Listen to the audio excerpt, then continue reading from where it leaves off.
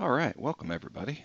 So today we're going to do a quick video on a new feature we just released um, for delegation from the business owner role.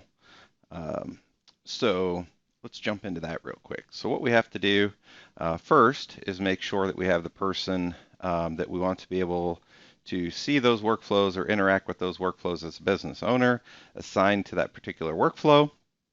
So the process to do that would be find the workflow that you want to add them as a business owner of, and over on the right hand side, click on the three dots or the ellipsis there, and you'll go down to permissions. And then within the permissions, you'll see you have a business owner section here, and you'll assign the people that you want to be a business owner of that particular workflow. Let's say I want to add Andy. And we can do that and see you can have more than one. So you could have one person or you could have multiple people be the business owner of that particular workflow. So I'm going to click OK. And then the next thing that we're going to do here is we're going to actually, let me kick off this workflow. Let me just fill this out. And we'll submit that. We'll get the workflow running so we have an instance that we can see inside of my Nintex. So where we're going to do that as the business owner, if you're familiar with that particular role, it's under My Nintex up here on the right-hand side, and then under Workflow Tracking here. So we're going to go to Workflow Tracking, and you'll notice I'm a business owner of multiple different workflows inside this particular tenant. But you'll see the test one down here was the one that we were working with just a moment ago. So as the business owner, I just find the particular workflow I want to look at. I come in, I click on that particular workflow, and then what I'll do is I'll find the instance of that workflow that I want to, interact with. You'll see I have a couple in here that are running, some completed ones, things like that. So you can see all of the particular instances of that particular workflow. You have oversight into how those are running as the business owner. You'll see I just have looking at the past 30 days, but you can separate that out 60, 90 days, or even put in a custom date range to see what the workflows are in that particular date range. In this case, we're going to look at this particular one right here that I started this morning, July 8th. I'm just going to go ahead and click on the name of that one. Obviously, our instance names here probably aren't the best. In a production workflow or something like that, we probably would have better naming conventions for these instances. But just in a test case, we're just going to leave it like that. So I'm going to click on this first one. And now you'll see I have it's running. It was submitted by me at 8:11 a.m. And you'll see here's the active tasks. And you'll see the individual responses. You'll see it is only assigned to one person, but you could have multiple assignees in here as well.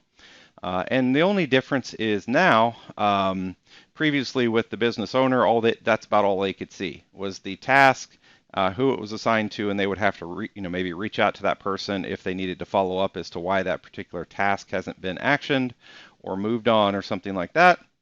Now you'll notice we have this little box over here with the three dots in it, the ellipsis. I can click on that, and now I get the option as the business owner to delegate that task. So let's say, this person, Mark, is out sick, and we have an SLA on this particular workflow.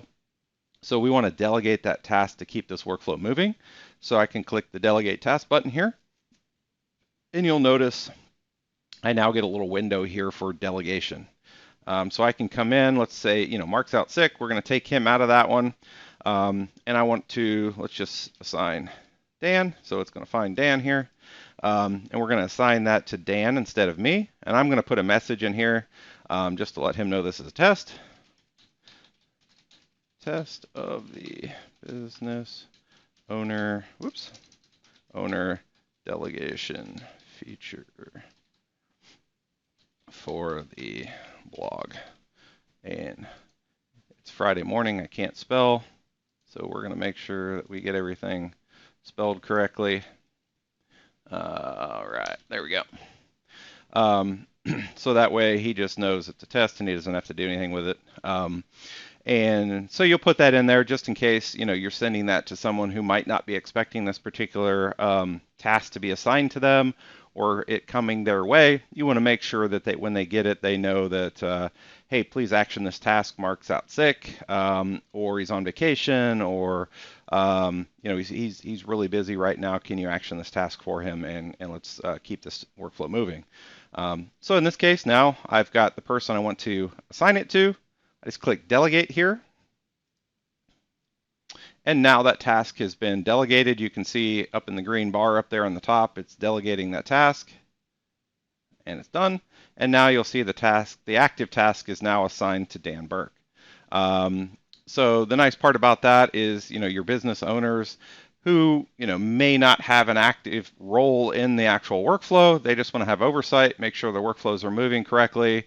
They're not getting stuck or something like that. They now can come in here, view the workflows, view the active tasks, and also delegate a task out if necessary. So that's task delegation for the business owner role. Thank you very much.